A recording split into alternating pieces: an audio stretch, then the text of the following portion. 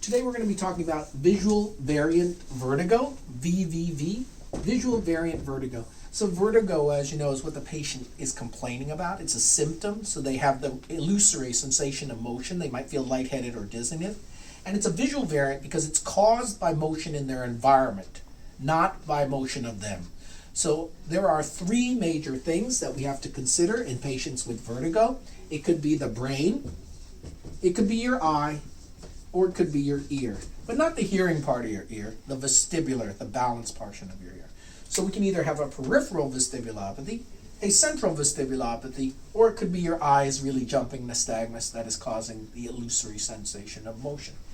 It is the interaction between eye, ear, and brain that produces the visual variant vertigo. Most patients with visual variant vertigo start off with a peripheral vestibulopathy that is mild and then resolves.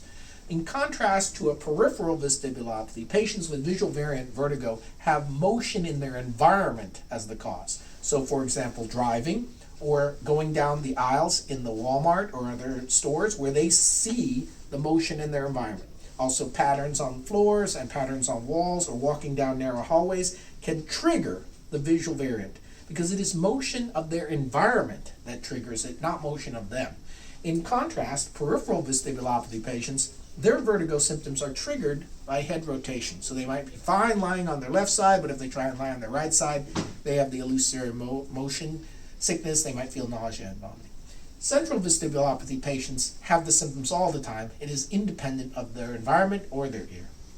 And so the key and differentiating features are to test the vestibular function, usually with the Dix-Hallpike maneuver, but we can also do other tests of the vestibular system, including the vestibular ocular reflex testing.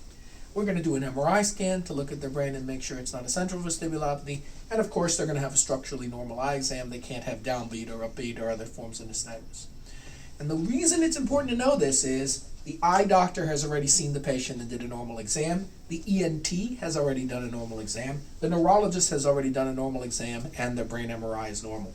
Because there's nothing wrong with the individual organs. It's a mismatch between the signal. When we have this mismatch in the signal, visual variant vertigo, precipitated by motion in the environment, the only treatments are avoidance of the triggers, which is next to impossible, or habituation and adaptation. We just get the patient used to the faulty signal, and that means vestibular rehab. So with vestibular rehabilitation, we can stimulate the visual system and get the person used to the faulty signal.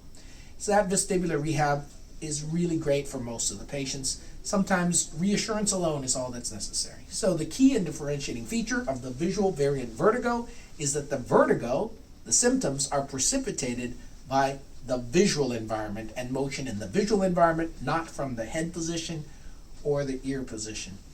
And the key and differentiating symptoms are shopping and driving. Those are the two most common complaints, and the treatment is vestibular rehab.